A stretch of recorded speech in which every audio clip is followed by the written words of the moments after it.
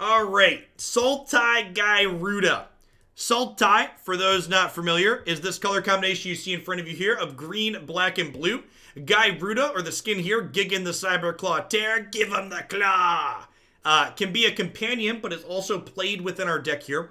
So the basic idea is that we have a ramp deck with 10 2-mana ramp spells and some collectors here on 4, that we get Cyber Claw as our companion as soon as possible into play. Then, when we flip everything over like that, this deck looks to either hit cards like Spark Double or Thassa to get more triggers on Gigan the Cyber Claw, or hit an incredibly powerful card like Kogla the Titan Ape here. There's a Bant variation of this deck up on my website that I really liked how it played out, and this card was an all-star in it.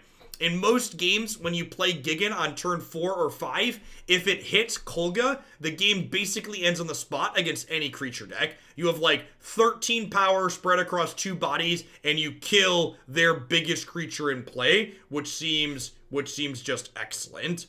One of the reasons why we don't play 4 Spark Double or 4 Thassa is because these cards can be awkward in multiples and when you're not already winning. So Spark Double, for instance, when you put 4 of this card in your deck, you're going to draw it with some consistency. And when you're drawing this card, if you don't have something meaningful in play to copy, it's often not very good. So I kind of like playing 3 copies of both of these because when you're flipping through your deck, you're going to find them a lot of the time. I kind of like the idea of the black splash in this build compared to the white. Interested to see how it plays out in practice. Thought Erasure is good main deck, not only Disruption for other decks that are trying to race you, but also good at taking their disruption away. So this like punches through opposing counter spells and stuff like that are looking to counter our big payoff. Assassin's Trophy out of the sideboard. I really can't understate how good this card is out of the sideboard of pseudo combo decks like this. Leyline of the Void and Grafdigger's Cage, we're even playing a couple Leylines ourselves, are real cards that people are playing in their sideboards right now. And Assassin's Trophy is such a fantastic answer to these hate cards because Trophy not only kills Cage and Leyline, but it has a text box when your opponent doesn't have those cards. So Assassin's Trophy is a card we're basically always going to sideboard in because the off chance our opponent has a hate card, it's great to have, and when they don't, it's still live. Alright. Oh, it's the entire sideboard, deck on the sideboard. Yeah, I need to fix that. That's a Stream Decker does not support companions yet, officially. So there's a small bug with that. Yeah, it definitely is. Let me fix that really quick. The workaround is I delete the companion, but yeah, the Stream Decker needs an update to support companions officially.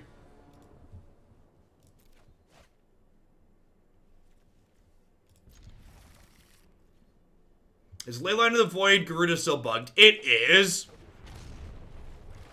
I'm gonna make an announcement Saturday morning, but if the Leyline Gyruda bug does not get fixed on Wednesday, we will be penalizing anyone who abuses that bug against this archetype in the Open Series event. So for reference, Magic Arena and Magic Online also are currently bugged that Leyline stops Gigan the Cyberclaw Terror's trigger from working. You should not be boarding in Leyline against this deck. The only reason to board in Leyline in this matchup is because you're looking to abuse the bug. So do not board in Leyline against this deck. If the rules work properly, it does nothing. And if you board it in currently, you're just looking to abuse a bug. I think I'm actually just taking Croxy here to keep them out of my hand. Growth Spiral sounds great. Would like to accelerate.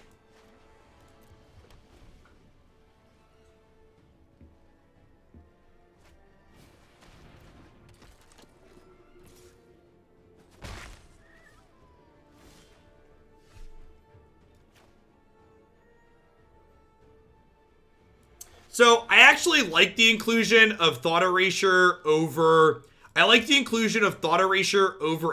Remorse in a deck like this. Because our deck is linear and looking for key things, I think the smoothing that Thought Erasure provides is more valuable than occasionally being a piece of graveyard hate. Yes, Leyline of the Void is the card we are talking about.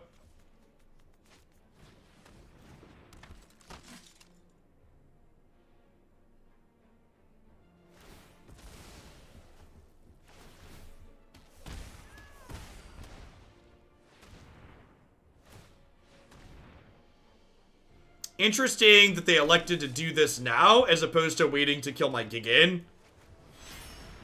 We find an Ape here, we're in a pretty okay spot.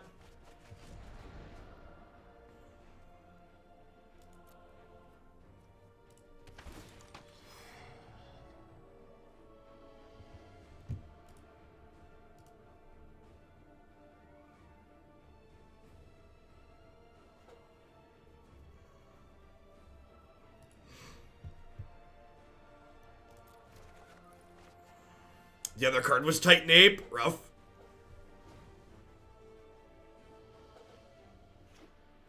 Can a mod please write a command explaining how Gyruda is bugged with Leyline of the Void? Please and thank you.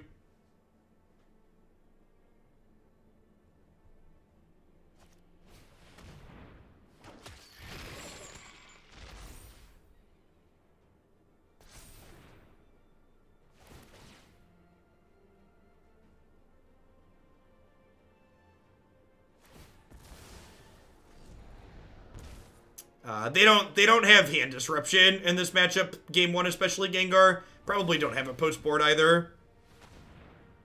We're probably dead here. This is actually a good example of a matchup where the Sultai build of this deck is probably much worse than the Bant build, because being able to gain life in the Bant build is a pretty huge upside. The Bant build has access to the 2-3 that gains life when it comes into play.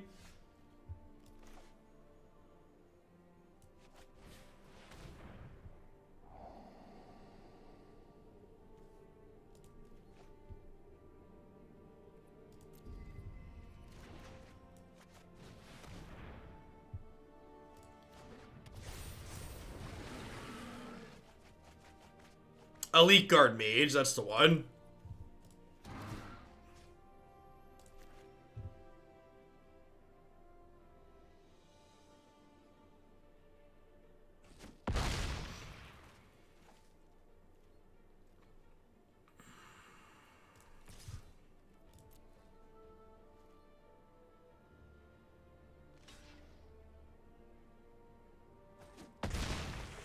This has Death Touch, but, like, I have another Gyruda in my hand, so, like, that's fine.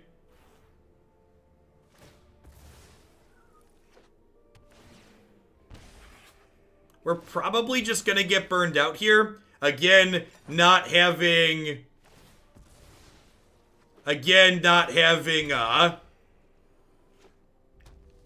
not having a way to gain life is a big deal.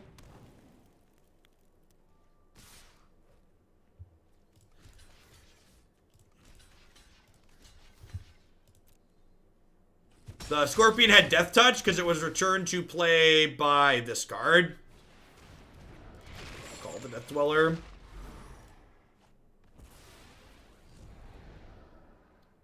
And we're just dead here, right? Our inability to gain life means we should just be dead. Because the cat does 2 at end of turn. Is the pig lethal?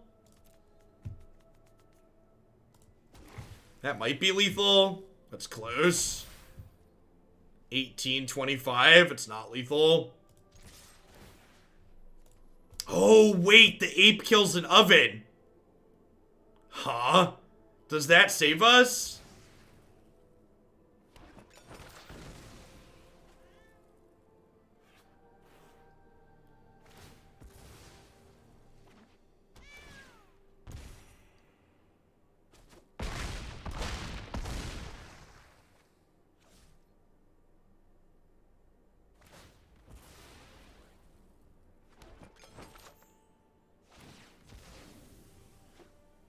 And again, like, this is just, like, really showing how just, like, any amount of life... Oh, no, we're dead to the Scorpion, right? They bring the Scorpion back and sack it to here? Yeah, just any amount of life lets us win this game, basically.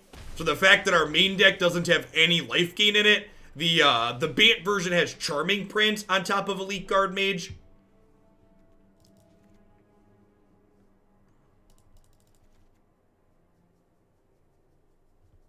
Yeah, I think if we're the Bant deck, we win that game. If we're the Bant deck, this Atris is an Elite Guard Mage, and we win that game.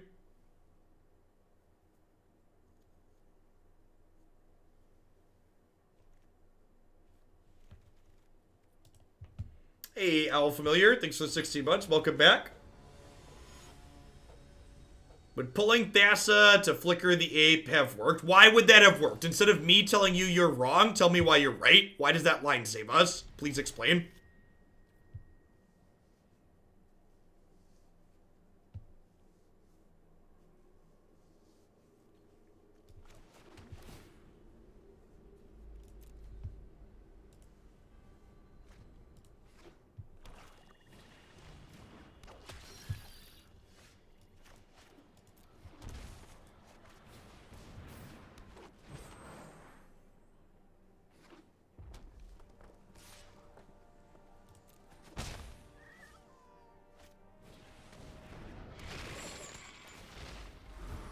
I think I'm bidding the trophy and just planning to ramp my mana up here. Ooh, that's really good. So, Ooze is here to name creature so we can get to Gigan. We draw an untapped land next turn, we could drop the Gigan. Hey, thanks for the 22 months, Wee McGee. I appreciate that. Welcome back.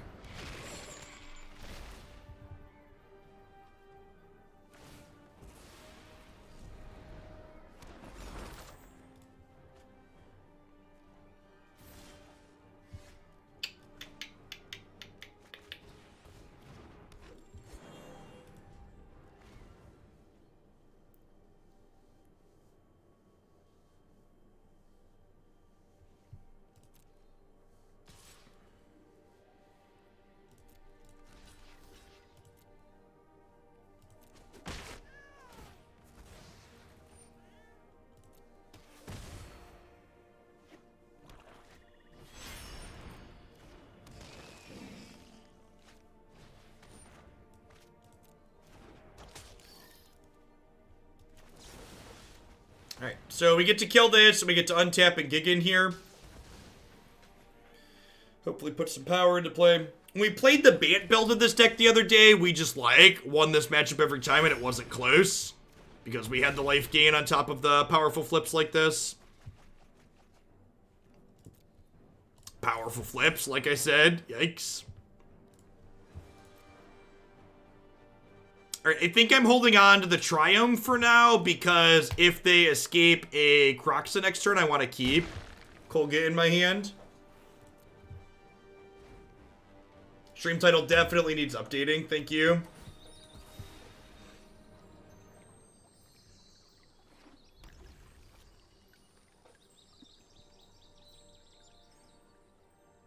Another thing worth noting too, while it feels bad to brick the Gyruda, this deck is also constructed in a way by being Sultai instead of Bant that we're going to brick more often. So again, the Bant build of this deck gets to play Charming Prince, which is a way to hit redraws with your Gigan when you hit Charming Prince instead of something else. Hey, Trake PDC, thank you for the Prime support. I appreciate that. Welcome to Huglandia.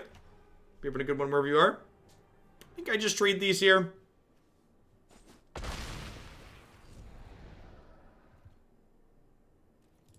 Try and get this game over with.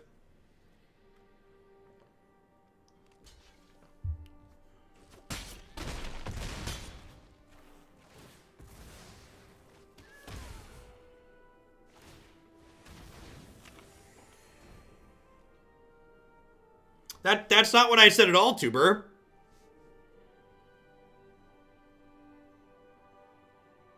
I don't think either of these decks are really about combo kills.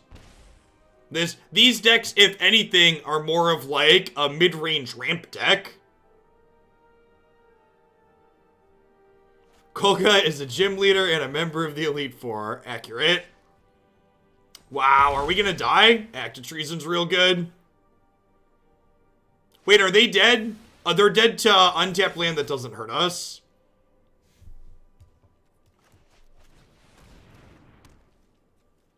This is actually a great draw.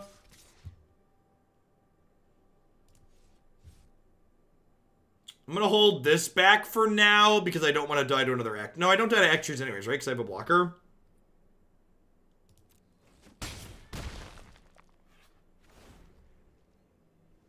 Some Tiamets in the board. That could be okay. I don't know if that's better than Leyline of the Void, though.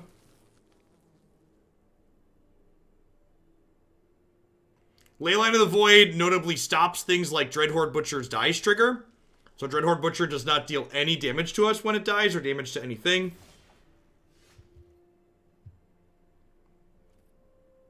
How do I feel Companion was executed? I think it's a really sweet mechanic. They should just be dead here, right?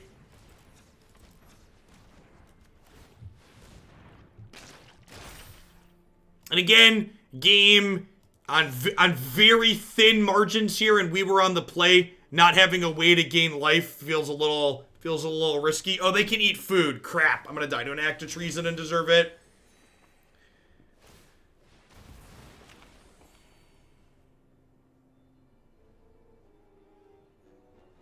Ugh.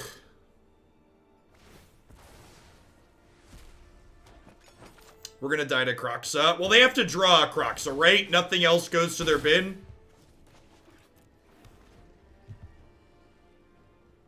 Their graveyard's on 5 cards. They're not getting any more.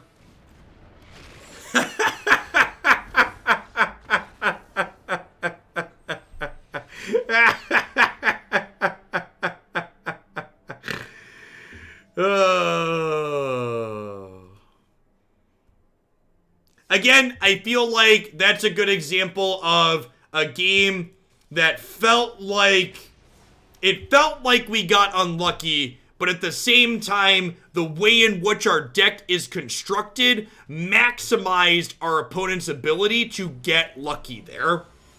So again, just if our deck is built differently, our opponent doesn't have the ability to draw those cards. Like, they don't have outs there if we just gain some life.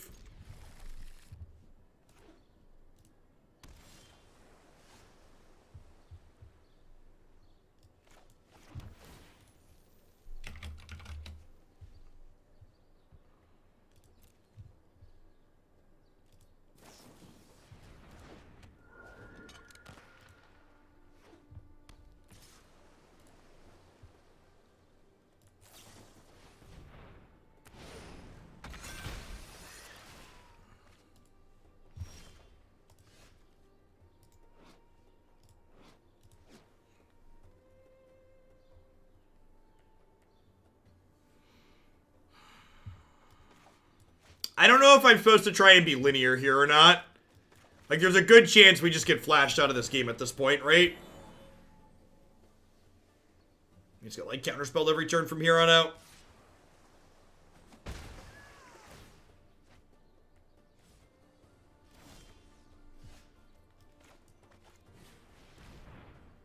This is actually a great draw, because it lets me Thought Erasure this turn, plus Growth Spiral. And then I can gig in next turn.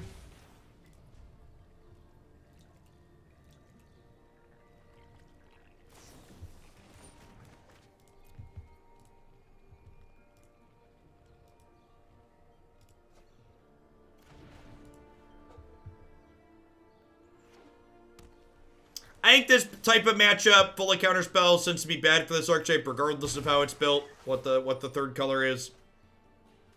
Now, there's a lot that we could do, especially when they had, like, the Sea Dasher on 2 after the turn 1.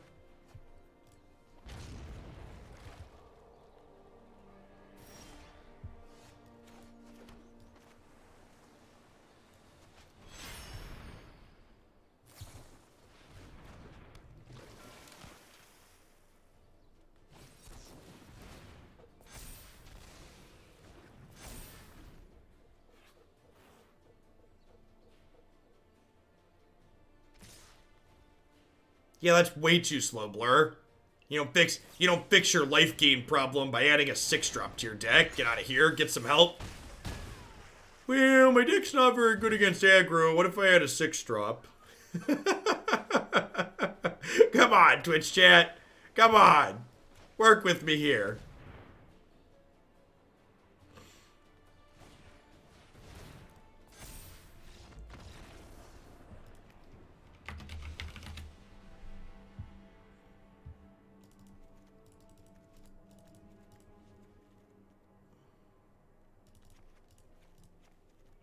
Alright, I'm going to board in a bunch of cheaper cards here. I'm going to cut these clunkier ones up top. I think I'm cutting the collector too. I just want to drag my curve down a scotch.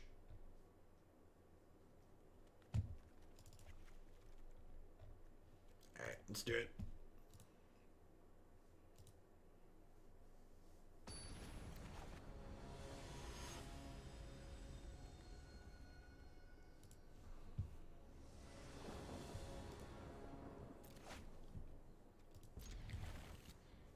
Destiny Spinner in the opener. Wide eyes, snap keeps, shit. Wide eyes, and snap keeps.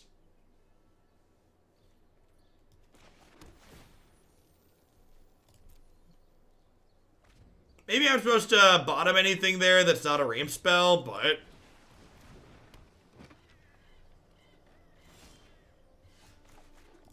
Man, imagine registering the flash deck and concluding you need extra hate for this matchup. That's so rude.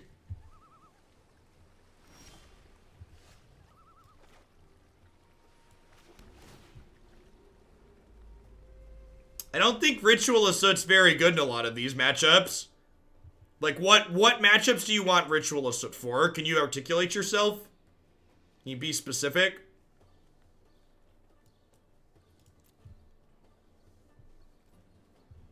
Yeah, their Luris matchup is probably bad. This card's very good against Luris, I agree.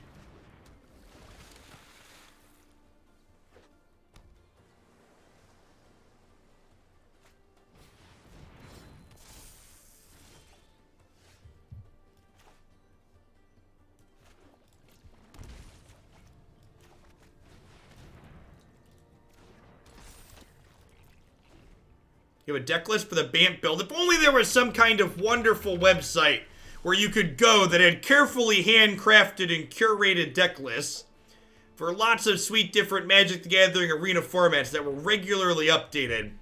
Someone should really spend some time working on something like that. I think it'd probably be a big hit.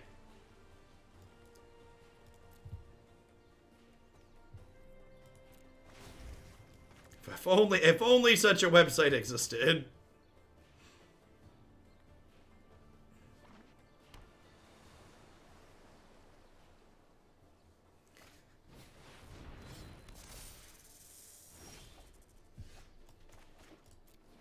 Alright, so this game has ended. Our opponent can no longer win.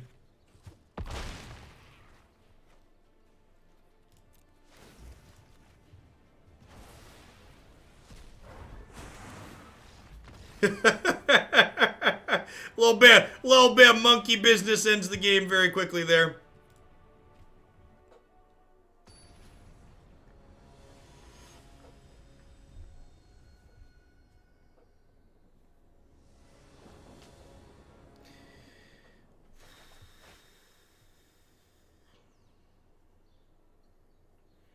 Just looking at the page for the open, there is a wealth of information on that page this time around. Would you believe, Dr. Jazzin, that's because I had my wife make the page for the open this time through, instead of me just quickly throwing something up there without really thinking about it?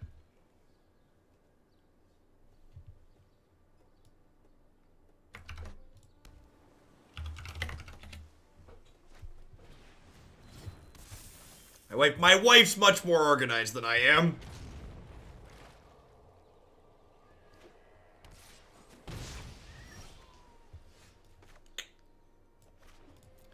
Alright, do we... What if I just pass the turn here and plan to growth spiral on their turn? I think that's the play. Should have bounced this Bark Double to copy the 8. I think it's adorable that you think that mattered. You're technically correct in terms of what's strictly optimal, but here in reality, that just, like, couldn't be further from mattering.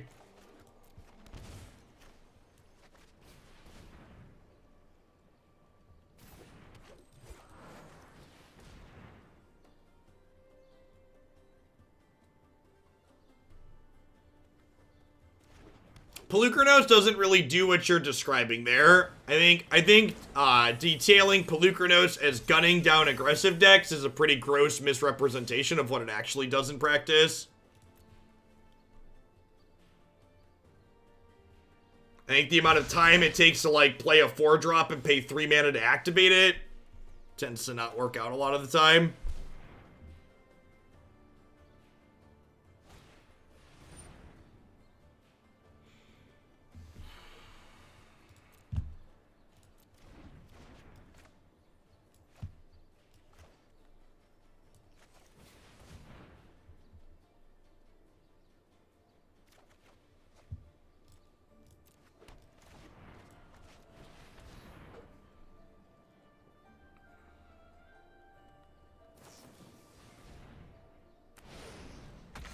Ooh, that just resolved. Okay.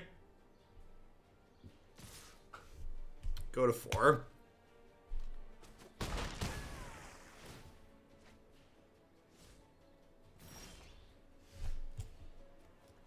Alright. Looking for an ape.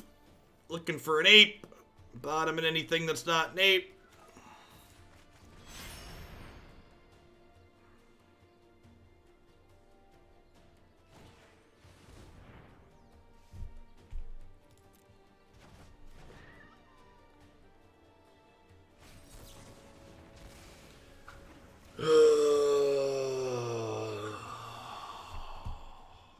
I'm all alone, there's no one here beside me. My rank is very dead. McNugget, thanks for the Brandy Prime support, I appreciate that. Welcome, welcome. Thanks for keeping me around. That's why what got cut, Mabo?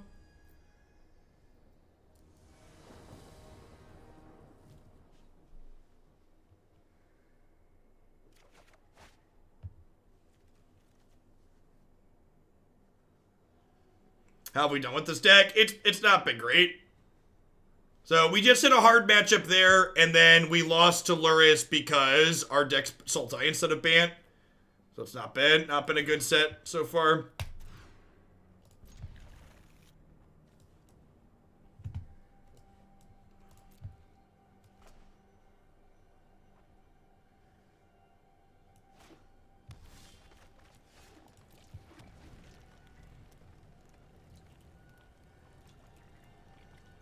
All right, I'm issuing a new, especially with this when the stream's been busy. Okay, mods, I want you to consider this very carefully. If you are a mod and you ask for a complimentary timeout, I am not giving you your sword back until tomorrow. So I'll still give you a complimentary timeout, but you're going to be without it and at the mercy of the other mods for an entire day. Because I'm tired of having to unban and re-sword you. It just adds another thing for me to do when there's a lot going on. So, if you are a mod and you ask me to time you out, you're taking a whole day off at a minimum. Cause I'm tired of giving you swords back.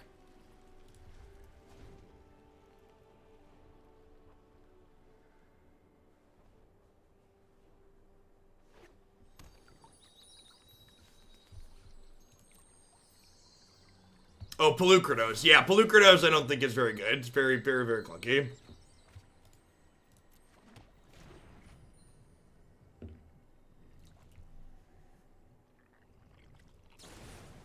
I have no idea, Zerim.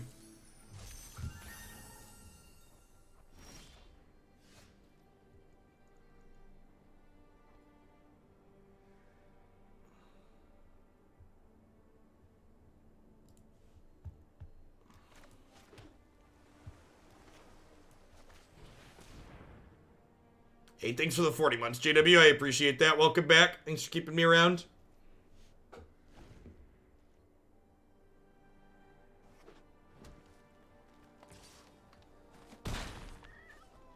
Thanks for 38 months, Bulletproof Pope. I appreciate it.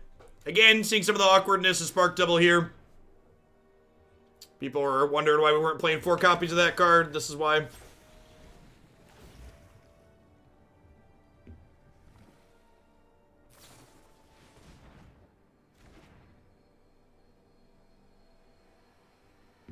I think Mitigation Path is not great in this archetype. I think Mitigation Path is a way to go more all-in with this deck, and I don't think this deck is very good at being all-in, and I'd much rather have things like the Companion. I think the Ooze is much better than Mitigation Path. I think Mitigation Path is good if you're looking to, like, just go as fast as you possibly can and put the pedal to the floor, but I think this deck just isn't a very good choice for going as fast as possible. I think if I was looking to just linear people, I wouldn't be playing this deck. I think part of the appeal of this deck and the power of it is its ability to be flexible. And Mitigation Path kind of pushes you down a very specific route.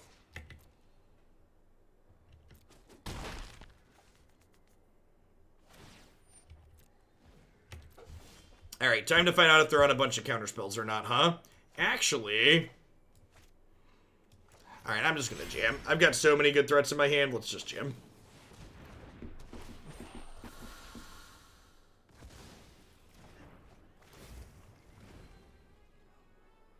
How do you feel about enchantment that converts cards that mana costs to colorless mana? I don't really know that. I haven't seen that card. Hasn't struck me as being particularly constructed playable in any shells that I've looked at so far.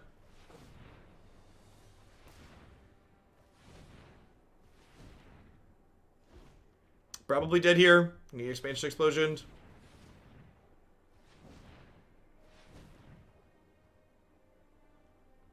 Yeah, I assume we're dead here.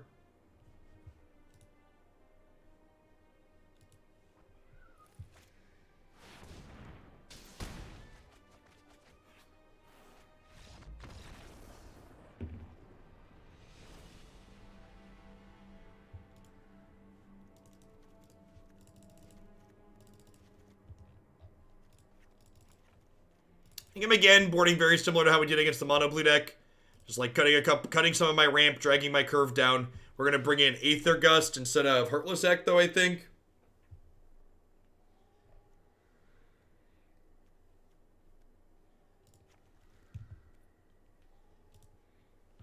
Hey, technically, thanks for 3/4 of a year. Welcome back. Thanks for keeping me around. I have rejected more Ozolith build-arounds than any other build-around submission this set.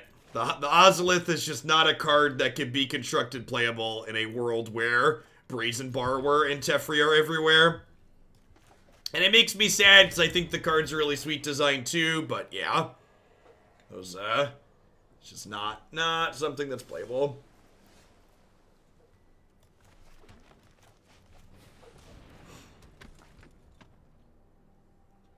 It's basically Arcbound Ravager, something like that.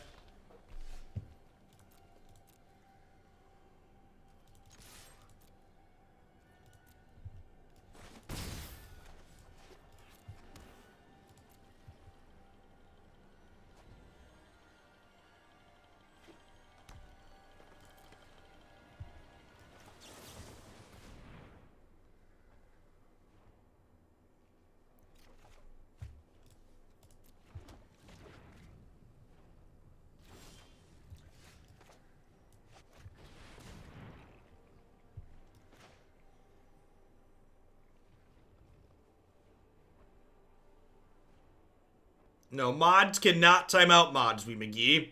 Mods can time out mods who have lost their swords, though, because if I time you out, you've lost your sword. When a mod gets timed out by me, they automatically lose their sword as a Twitch feature. I'm gonna bottom that, I think. Ken Joe, thanks for the 15 months. Welcome back. Thanks for keeping me around.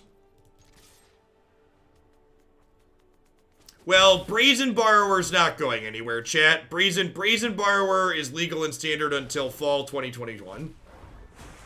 Teferi is leaving, but remember, Eldraine is just got here. Eldraine, Embercleave, and Brazen Borrower aren't going anywhere anytime soon.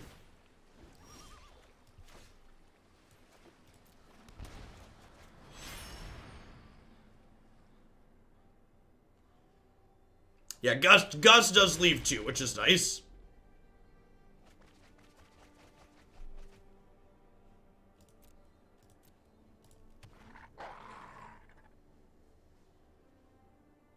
Yes, Borrower and Ozolith will rotate at the same time. That is correct.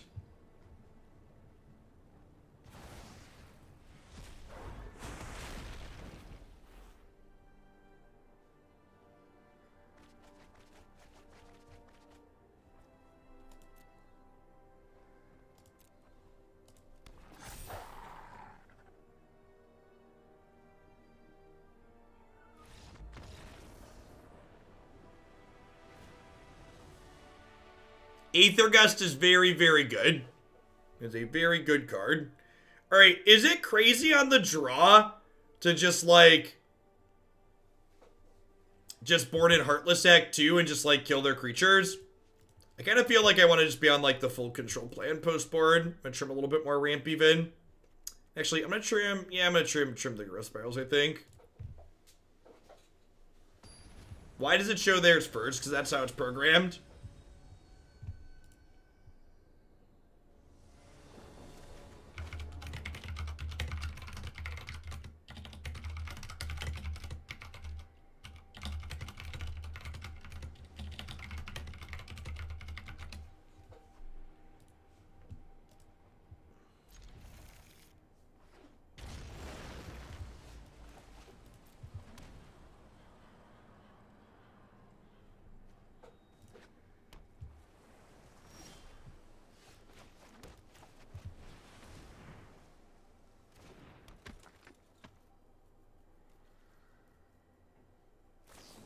How's the set been? A little rough. I think I've preferred the Bant version that's on my website to the Sultai configuration. The life gain that the Bant colors have to offer is a big deal, I think.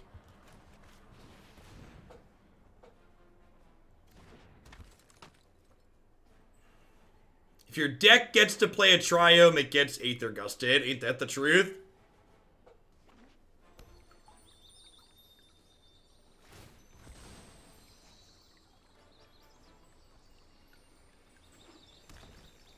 Hey, Haska, I'm looking forward to casting the Hoots tournament on Saturday. Looking forward to it.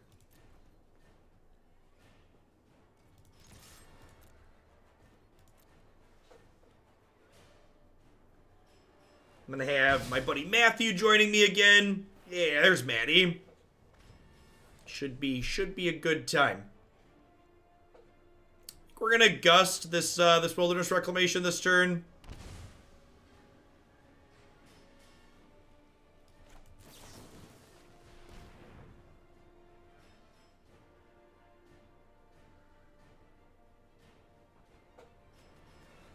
Do you have any stipulation for Hoots this weekend, like last one with Nexus and being featured? No, I don't think there's anything as particularly as offensive as Nexus in the standard format at the moment. It's 19 months, Fulpert. I appreciate that. Welcome back. My goal for Hoots this weekend will likely trying to get a different player and different pair of archetypes on camera every round for as long as possible.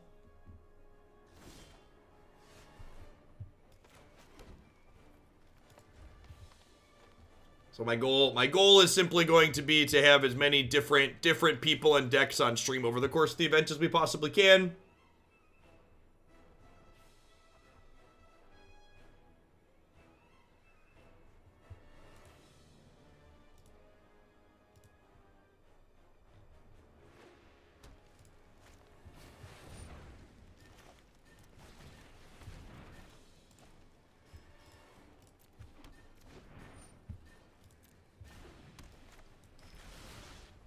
Yeah, we should have it set up so I have easy access to deck lists when picking feature matches.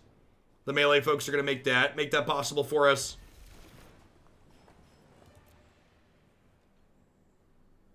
Untapped land. Rats. Is there a historic Grawl list on the website? I don't think so. You could just grab the one from the last open. I don't think I have a deck page for that one up. A lot of the things I try to do deck pages for tend to be the more interesting archetypes in the format, and Growl's pretty stock.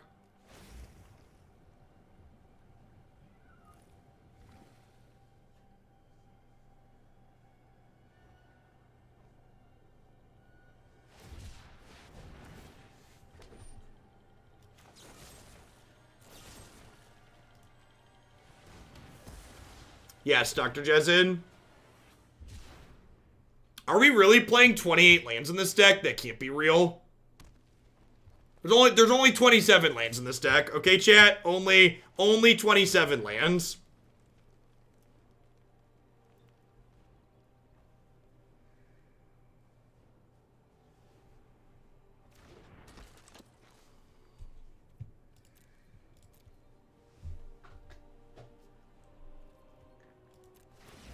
The Red War Boss, thank you for the brand new Prime support. I appreciate that. Welcome to Glandia. Hope you're having a wonderful, what day of the week is it? Is it Wednesday?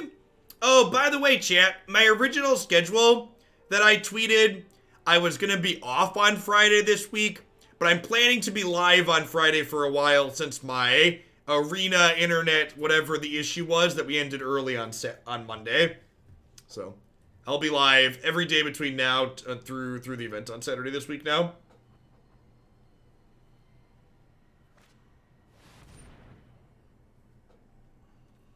That's weird.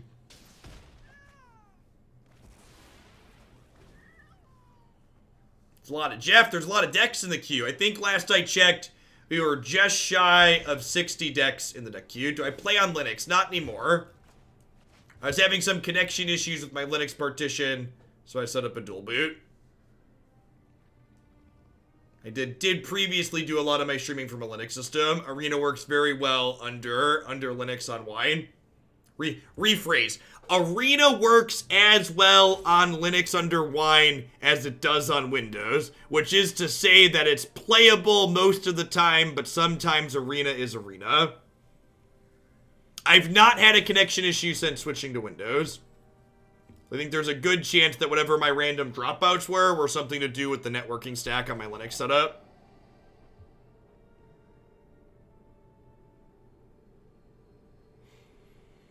Isn't Magic fun? I enjoy playing Magic the Gathering. It is a game I play to derive enjoyment. It makes me smile. I get to do things. They get to do things. Magic! Ah, magic!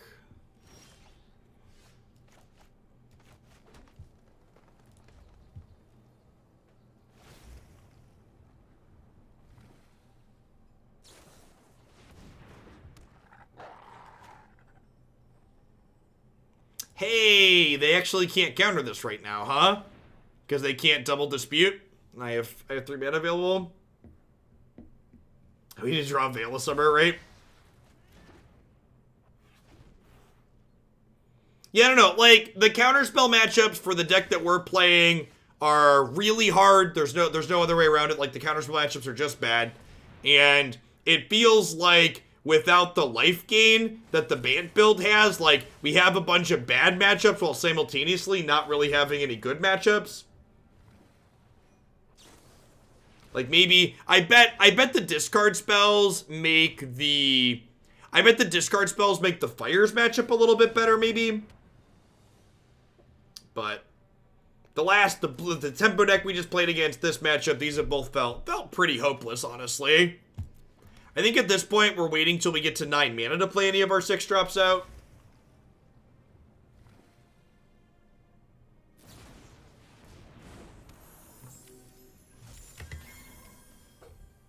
Like, it's fine to have bad matchups to the decks that you're playing. You just have to have, like, equally good matchups to balance them out. And, like, the Bant deck felt like we were, like, in couldn't-lose territory against the Luris deck. So, like, if you can't lose against one popular archetype, but you're, like, bad against another popular archetype, like, that's fine.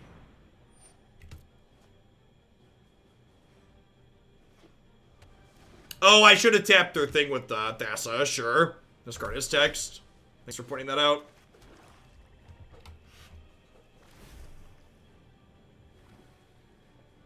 Yeah, it's actually just isn't a clock.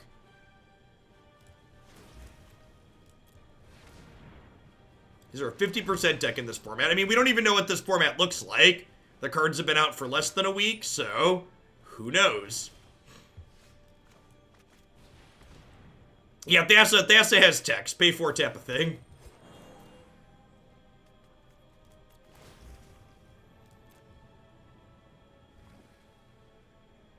Yeah, the Jeskai control decks that have been floating around that are more tap-out control decks as opposed to more board control decks as opposed to instant speed reactive decks definitely have a hard time with what we're doing.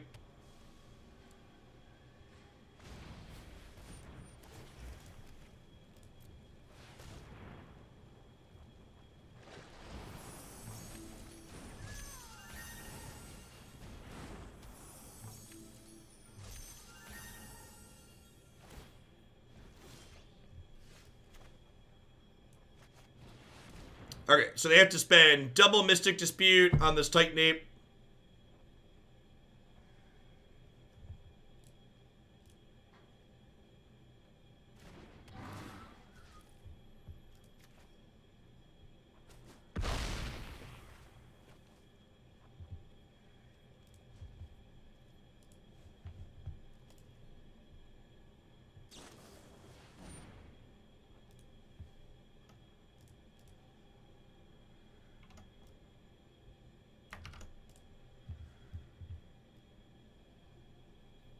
Harsh, but fair.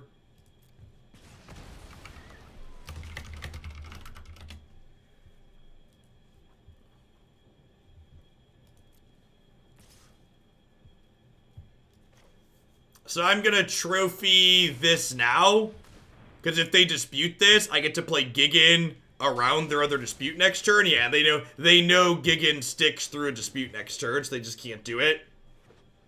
It just has to happen, and their clock has to go off the table. We're basically like in a race now at this point. We're like, do we get to stick a threat, or do they find Expansion Explosion first? One of those two things has to happen. I guess I could also just start attacking them with Paradise Druids here. Yeah, let's do it. God bless America, my country. 'Tis of thee, sweet land of liberty, of thee I sing. Bum bum bum bum bum bum. Do do do do do do.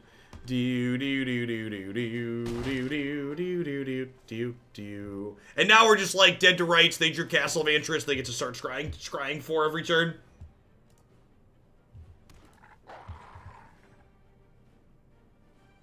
Oh, they missed it. Sure, probably still dead even with Justice Scry 2.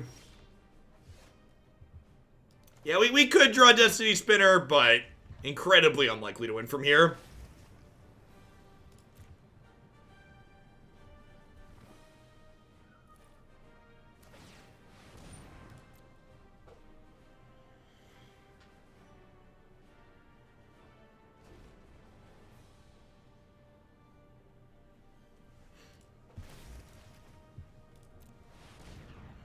Yeah, Thassa at least keeps the dogs off our back for half a second.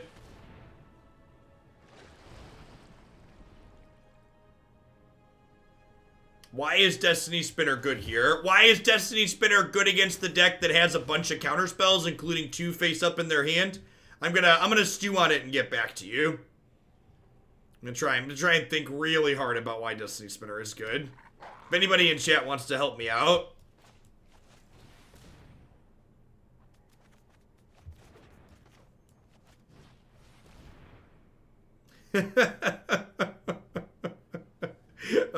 Oh, Twitch chat. Oh, Twitch chat.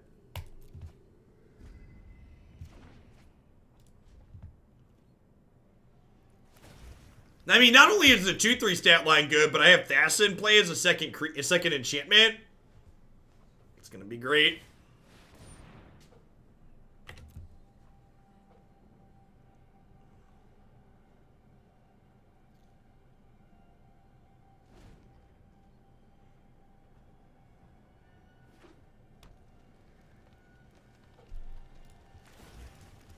Yeah, any cards that you have that can be played that aren't in your hand glow with different colors in Arena.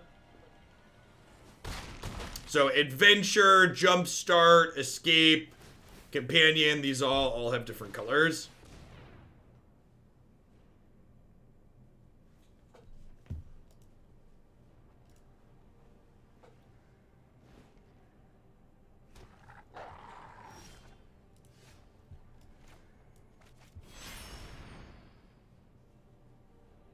Consider playing Shifting Ceratops in the board. So, I think that's too many cards.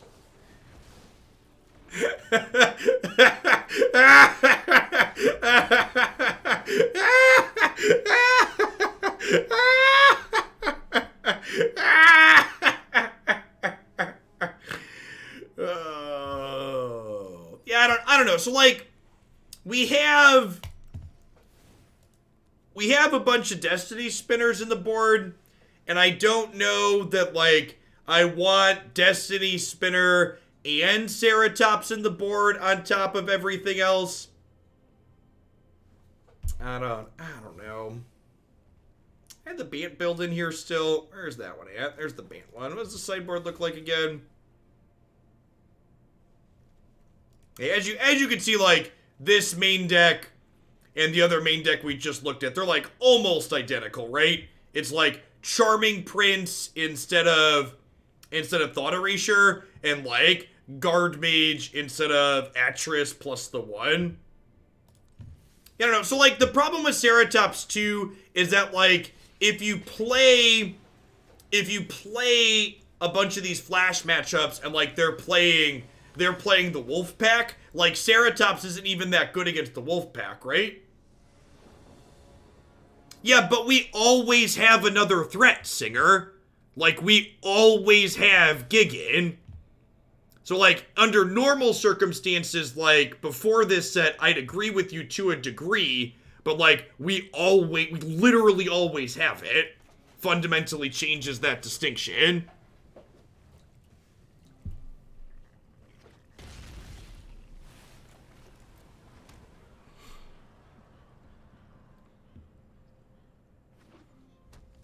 And again, the fact that Ceratops, it just isn't worth a lot.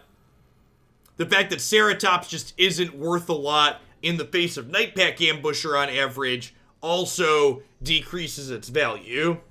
Did the Elk deck get played today? No, it's still in the queue, Panda. The queue's super inflated around set release time. Like, I think the decks we're playing today have 70, 60, 60, 60 points.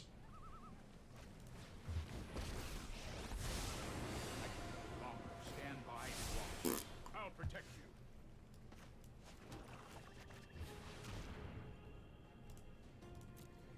So this will get bounced because that's how Magic works. You play stuff, it gets bounced. The opponent is playing Zedra here. Activated abilities on Permanence Companion.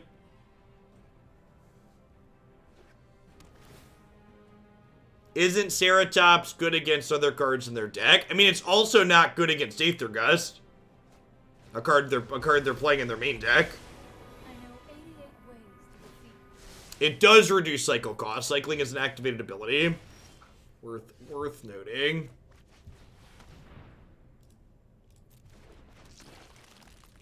And again, like, it's not like we're a Gruul aggro deck where, like, Ceratops is topping our curve while we pressure a counterspell deck out of the game. Like, Ceratops is often going to be our first meaningful play, giving the opponent lots of time to find something like Night Pack Ambusher.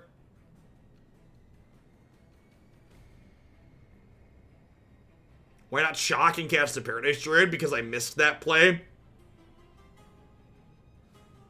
You are correct. This now only costs 1 because of the collector. Sounds good, Lab Rat.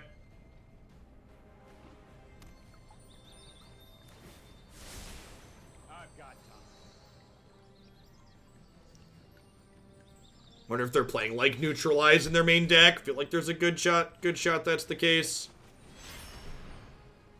Might have gotten Wrath.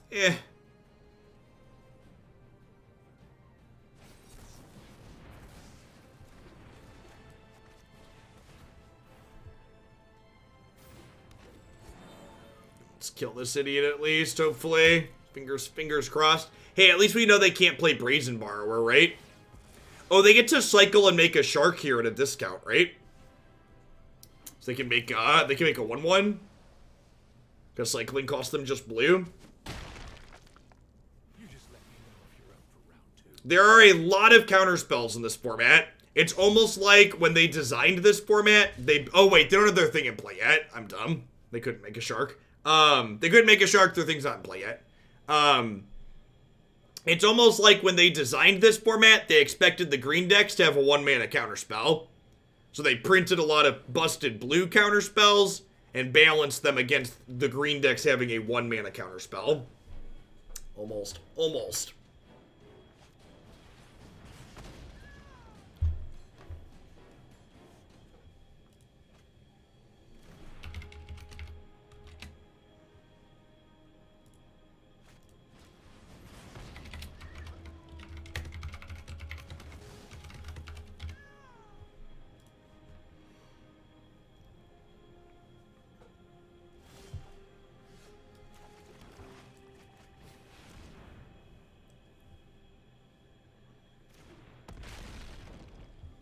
Give him the claw! Man, is this like the first time we've actually gotten to do this today? It feels like the first time this has actually happened. I think Veil of Summer deserved the ban it received. Yes. I think Veil of Summer and Once Upon a Time are Magic cards that are like pretty uniquely offensive. And I think they deserve to basically be unprinted. Yeah. I think Veil and Once Upon a Time are cards that should be deleted for Magic the Gathering's legacy. You are a mighty warrior. I concede. That's true. That's true. Against the very first one, against the Luris deck, we gig-ined before we died.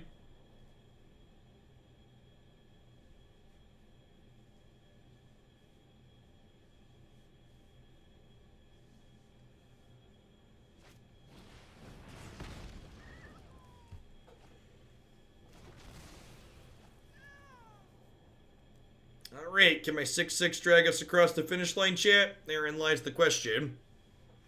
Although with Thassa, it might not have to drag itself alone.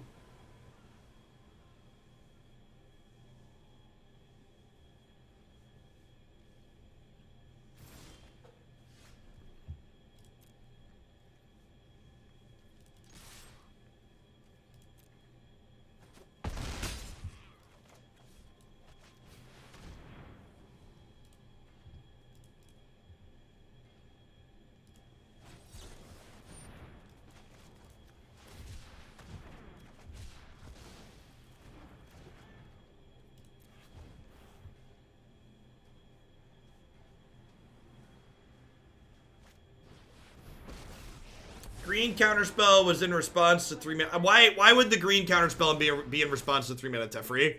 I don't understand. What do those things have to do? How are those related?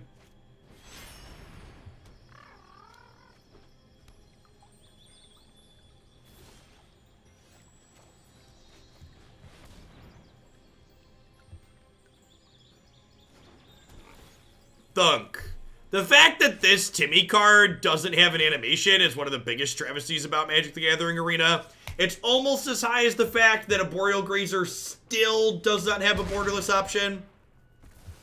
Probably a little bit higher than that, though.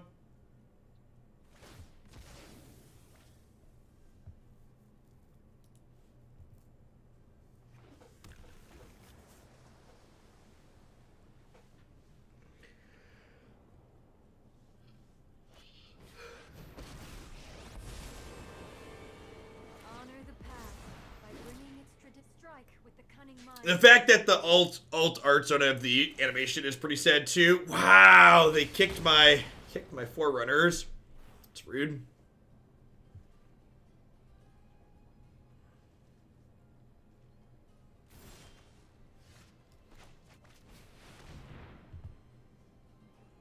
Titan Ape, let's go. I'd like to beat up that one. Crunch. Crunch. This was not my plan. It was not your plan, Narset. Sucks for you.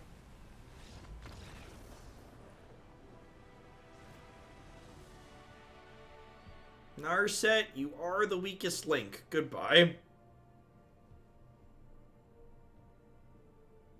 you mind telling us what you think about companions? I think the companions are great.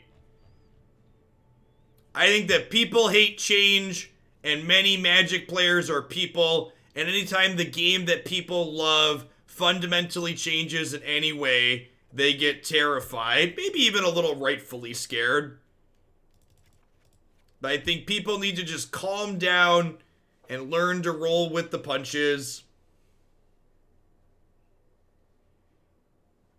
It's okay. Like, Wizards of the Coast can't win.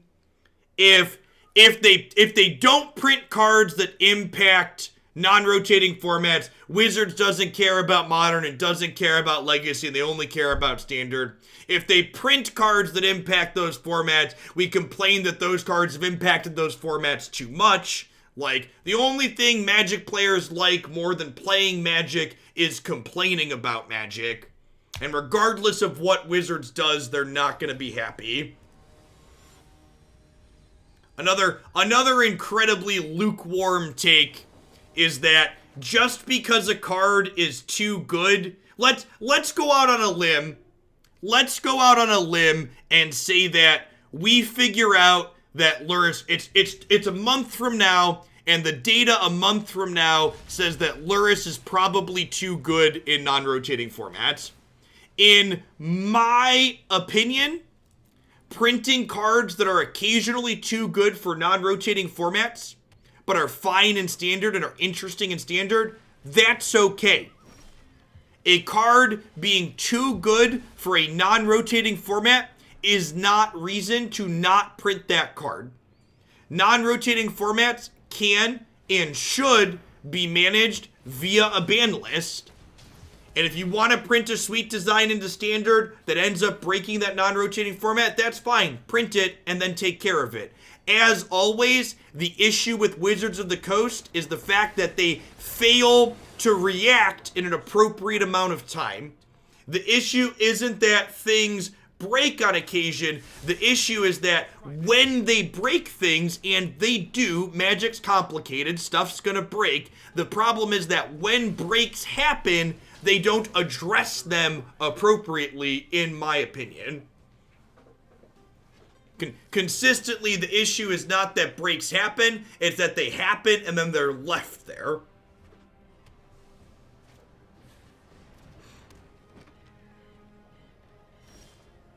Something that's interesting to note here, I don't know if any of y'all caught this. My opponent doesn't have a companion this game. So what permanents did they board in that don't have activated abilities? Something to think about here. I don't know if you noticed their little Dorko was good. The Cage? You think it's just Cage? It could just be Cage, huh? To people asking, do I think companions should be evergreen? I actually kind of do. I think if companions were like planeswalkers and they just kind of fundamentally changed the way we play Magic the Gathering, I think that would be kind of sweet. I think if they think they can produce interesting companions with different wacky requirements and we got 1 to 3 new companions per set, I think I would enjoy that. And maybe my opinion on that will change a month from now. It's still very early, but as of right now, I think they open up a really excellent design space, and I'd really like to see that design space explored thoroughly. Yeah, I think every time Wizards makes a change that makes Magic decks more consistent, people get upset that they've reduced variance in the game. But Magic has so much variance in it that, like, that's okay. This might be a bad idea.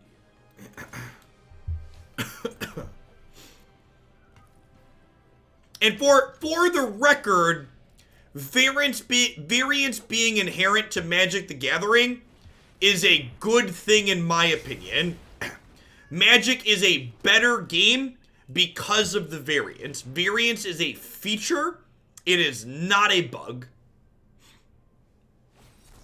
Just to, again, make my positions on these things incredibly clear from a game design perspective.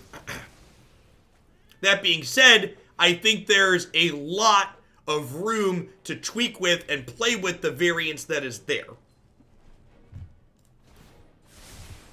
Here we go.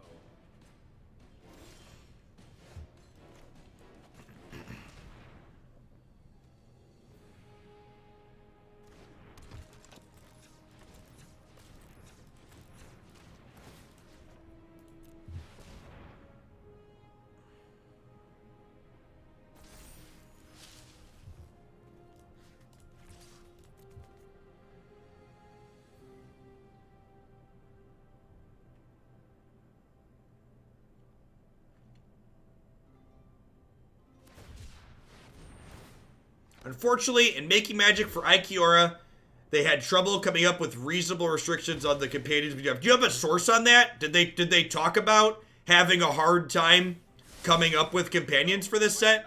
Can you please link your source that talks about that? Or are you just doing the typical Magic player thing and making assumptions that you shouldn't be making?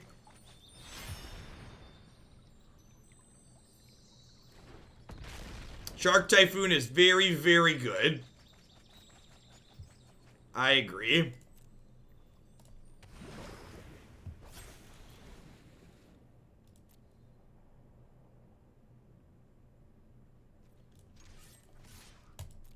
Alright, hit me with another Shark Daddy.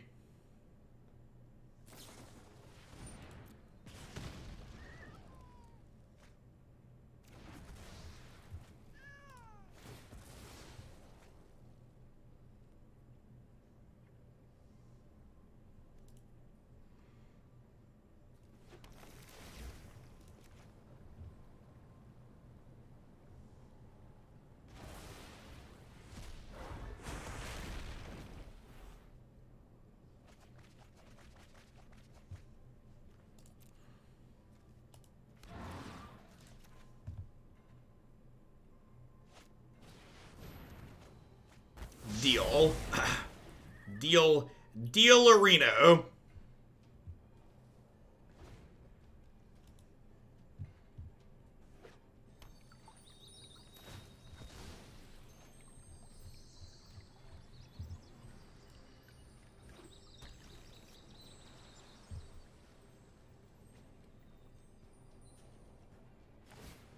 That's more like it.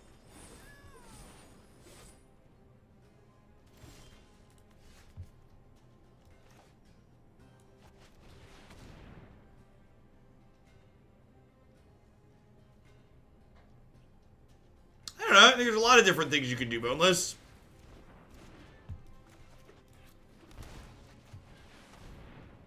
I just think people are both inherently very lazy and afraid of change, and those two things combined tend to lead to not wanting a very much innovation.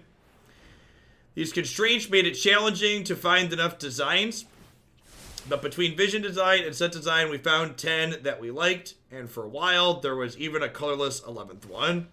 Sure. This game really kind of showing the drawbacks of Spark Double. Perhaps I should board Spark Double out here in a heavily interactive matchup like this. That's probably not unreasonable.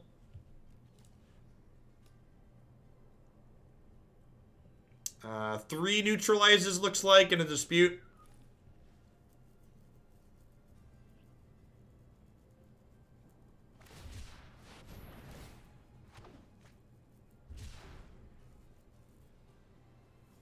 I just hit Mythic, playing 4-color, 80-card, Yorion, Doom, Foretold Fires. Nice. Don't worry, I got this.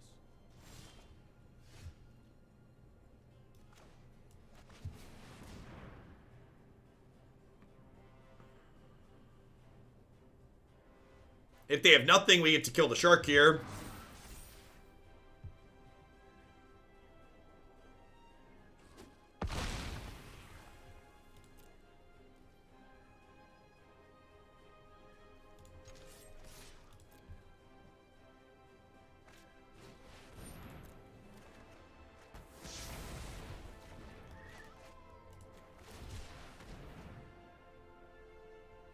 I watched Godzilla, King of the Monsters yesterday, and every time I saw Godzilla coming, I said, run, it's Godzilla, and I blame you. God bless. We take credit for those around here.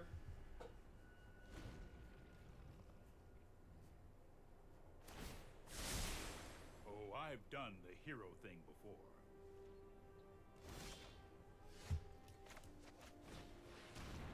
Yeah, I probably should have attacked Teferi before fighting their thing. A little bit of a missequence on my part.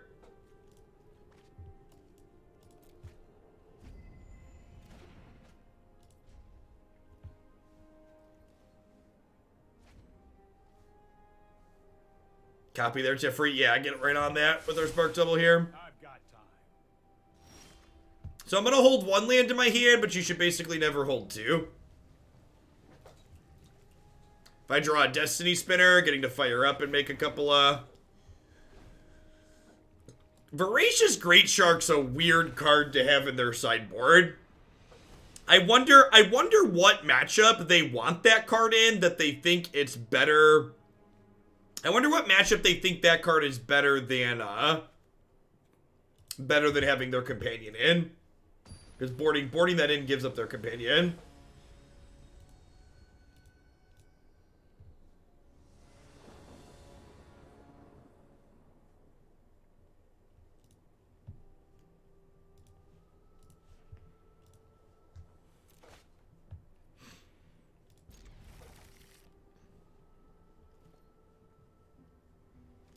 Sure, so they're only boarding in Shark when they board in Cage is the plan? I guess both Shark and Cage are good against our archetype specifically, so maybe that's fair.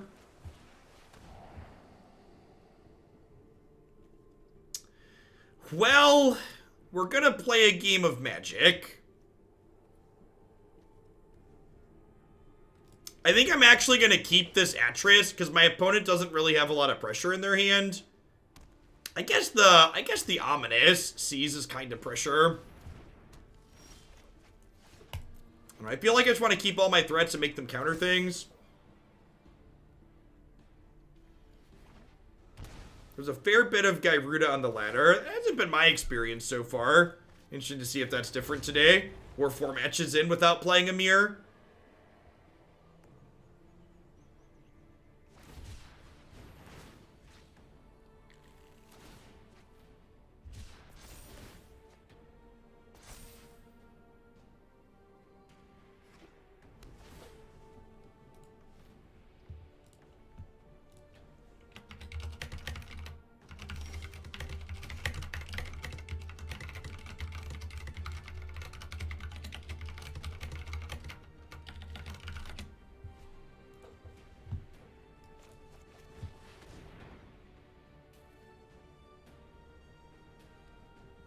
Because there's a lot less tournaments, we're going to see more brews on the ladder for the next couple weeks. I think the commonly perpetuated idea that tournaments result in a lack of diversity in card games is fundamentally incorrect. Poorly designed formats result in a lack of diversity in card games. If a format is good, it doesn't matter if there's tournaments for that format in terms of creating diversity. Past that, there was a tournament this past weekend that had coverage and published every deck list. There's another tournament this Saturday that we're doing. There's Channel Fireball is running their qualifier events all weekend. They're running a 2-day event this weekend. So, like, your statement's objectively wrong that there aren't tournaments going on. And, like, in addition to that being objectively wrong, there's also that the fact that, like, I don't think that what you're saying is the reality. Are any Leyline symmetrical? No. What is the enchantment the opponent has in play? Is Ominous Seas. Whenever they draw a card, they put a counter on it. They eventually remove 8 counters to get an 8/8. It's probably something that's about to kill us. Ape could eventually kill that. Ooh, they're blinked. They're drawing a card here. That speeds it up. Yeah, we played a blue-red deck with Ominous Seas that seemed real sweet.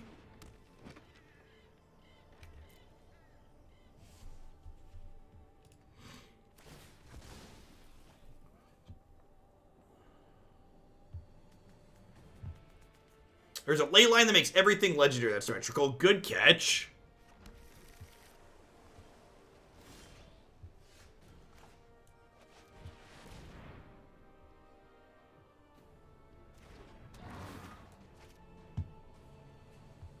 Yes, you also don't sack it, so it sits there and makes more 8/8s. If the game goes extra long. Or they deal with the first one. I don't know, this card's a tough sell because both it and the token get disrupted by Brazen Borrower and Teferi.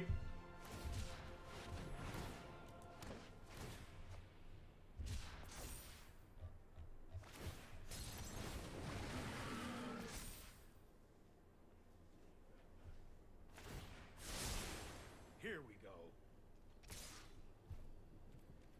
Alright, if their hand is all bad cards, we could have a shot here. If either of these cards do stuff, we're probably dead. Alright, that's one bad card.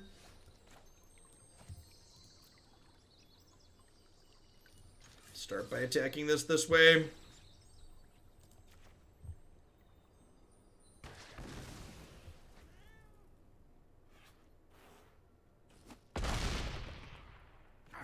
Now what? Do I lead on this as bait? No, they have Mystic Dispute.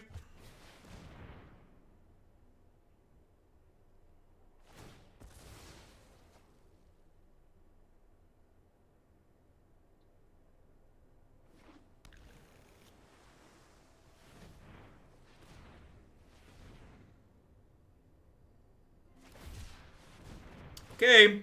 Brick. Brick.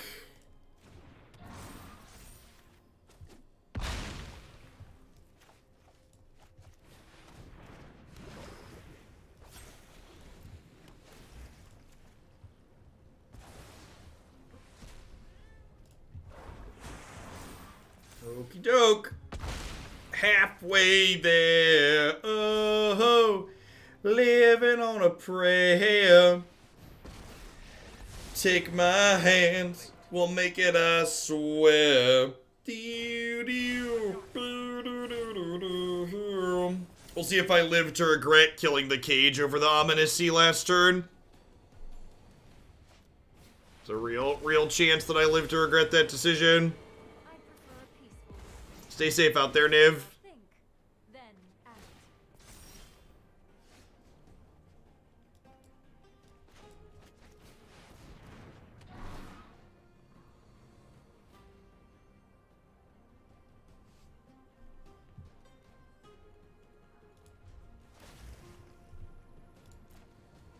Would have been better to copy, fight the 8/8 first, then blink the original ape to kill the shark to avoid removal in response to Thassa's trigger.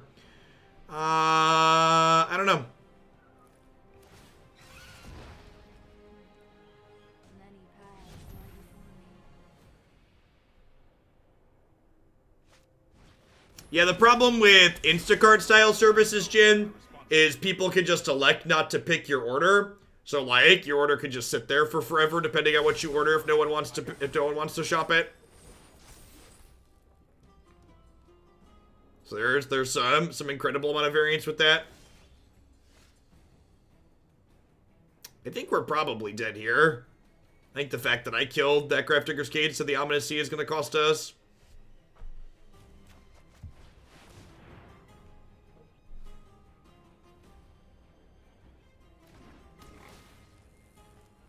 Oh, I can tap the 8/8. Yeah, I guess. I just, like, can't do anything, though.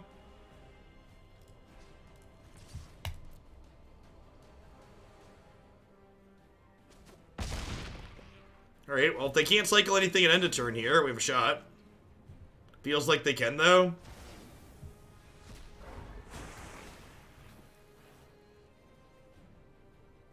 That's interesting. I also heard there were some issues with Instacart because apparently you can change the tip, like, up to days after the fact, Dr. Mr. Punny. So people were scumming Instacart shoppers out of the tip. Like, they were putting a fat tip up front and then to get their order delivered and then canceling it after the fact. Imagine being that terrible under the current conditions that the world is in. Yeah, like, imagine being that god-awful of a person. People also voted for Donald Trump, though, so I guess that's probably about the same.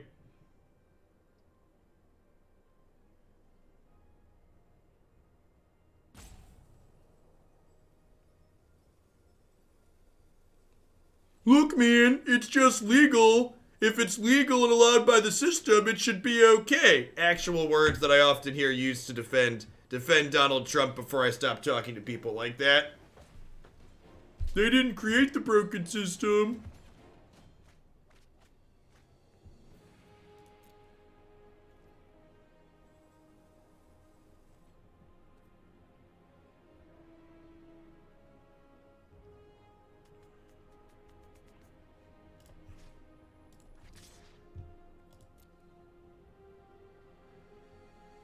Oh, you know what? I should attack the Teferi here. Yeah, I should probably attack the Teferi.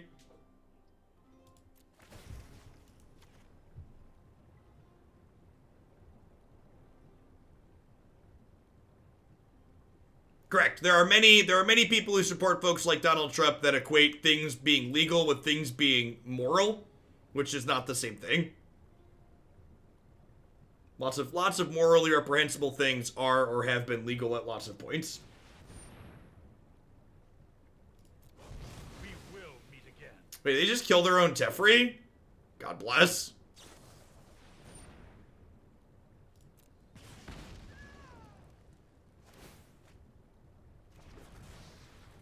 Correct. Tipping culture is awful and shouldn't exist. is definitely true. Tipping. There are a lot of terrible things about America, and tipping culture is definitely included in the list.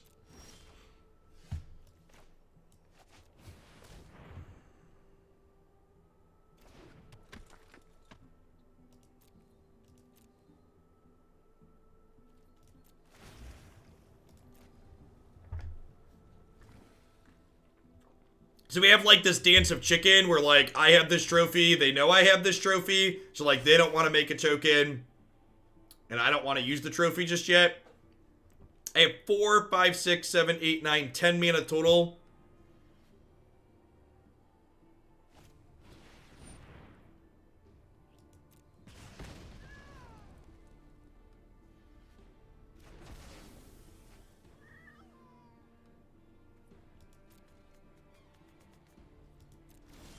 For the record, I think being able to offer more money to encourage people to pick up your order is fine. I think the fact that they can revise that tip after the fact is not fine.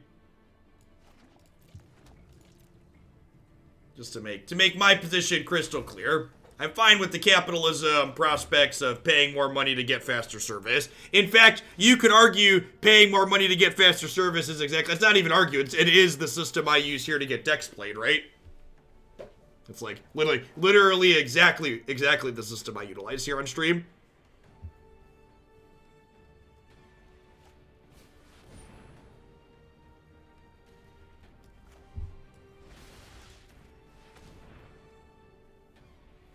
Please don't Mystic Dispute me.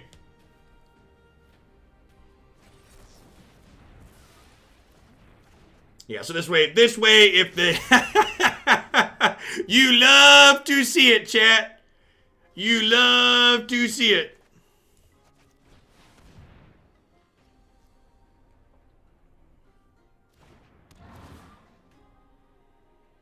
A little bit of monkey business.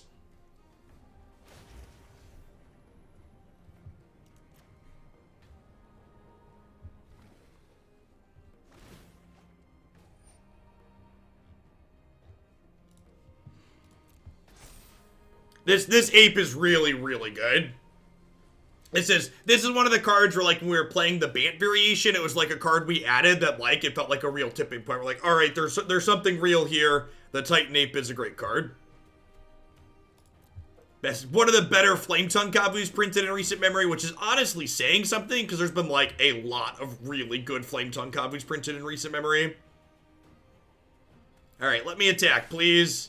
I would like to smash this toy.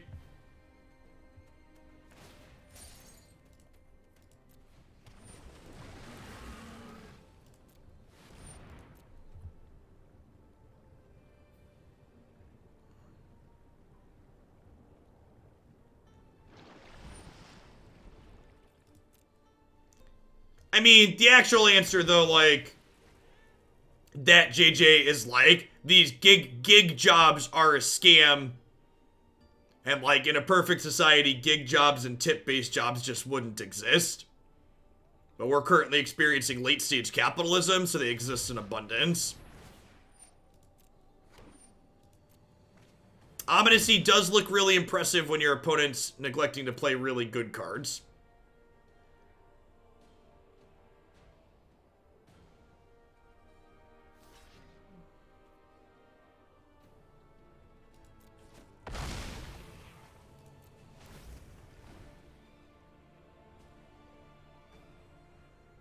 Sharknado is really... Speaking of cards that are really good, Sharknado is excellent.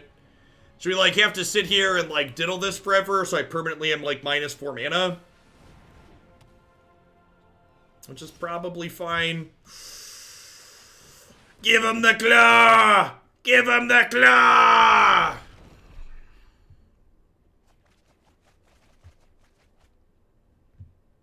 Well...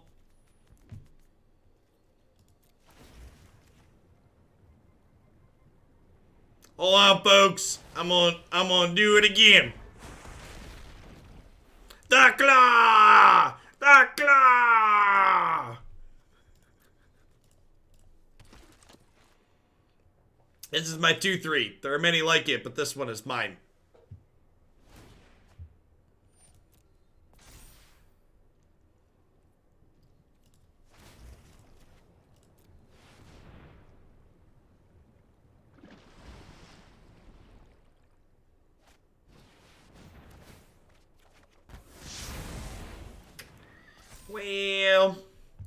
Well, poop. They're down to 19 cards. I'm down to 23 cards. It's really great that Gigan mills symmetrically. So, like, you don't run the risk of decking yourself if they're drawing similar cards to you. Come on, Gigan. Come on. Work with me here, Gigan.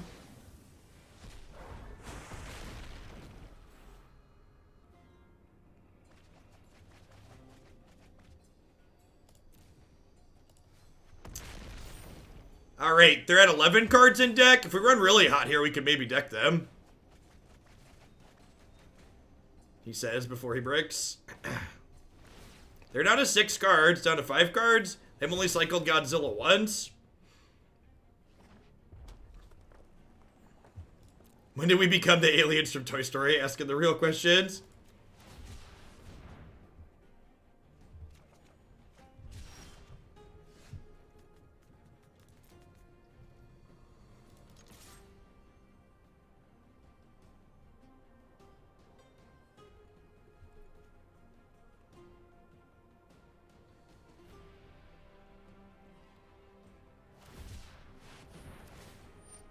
So this is why I didn't do anything pre-combat, because I want to be able to diddle this. I want to be able to diddle it again next turn. So they're down to 5 cards in deck. So Gigan's putting them to 1 card. So if we find another Gigan here, they're gone. Wargy. This is for a few deck archetypes. We'll send you a list on Discord. Sounds good, Wargy. As a heads up, Wargy, too, currently at a minimum, it's a $25 minimum, so that's good for up to 4 decks.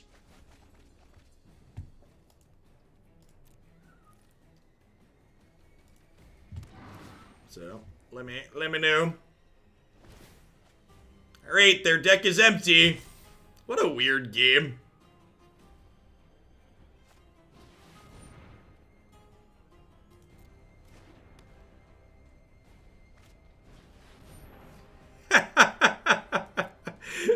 Love it. Kill themselves with Shatter the Sky. Classy. Opponent. I like you, opponent. I like the cut of your jib. When are you seeing the Godzilla fam on stream? Maybe we'll do it this weekend for the open. For part of it. We'll see. Need to figure that out exactly. Hey, Ots, thanks for this half a year. I appreciate that. Welcome back. I don't know. I do know, actually. I didn't like this Sultai build. I think I prefer the Bant build that's up on my website. I think we covered the reasons pretty well throughout the course of that, but I think just to summarize, again at the end, I think not having these life gain cards means that you're much worse against the aggressive decks. And not having Charming Prince makes both your Apes and your Gigans just much worse when you're flipping through your deck. So, wasn't as big of a fan of the Sultai build. I do think regardless of whether or not you're playing Sultai or Bant, the heavy counterspell matchups are going to be, that's the wrong one. The heavy counterspell matchups are going to be a challenge. But I think in addition to this archetype as built being challenged by the counterspell matchups, it also struggles with the Lurrus decks. And I think just playing the white cards makes the Lurrus matchups a lot better while not making the non-Lurrus matchups meaningfully worse. Alright, what are we doing? Jeskai, Bio combo, the deck that we were going to play before Arena decided to vomit on us on Monday. I'm going to hit a quick ad roll while I get everything flipped over and get the client restarted. When we get back, we're going to highlight and talk about what this 3-color combo deck is looking to do, and then we're going to dive into some matches with it. Thanks for hanging out today, folks. Don't go anywhere.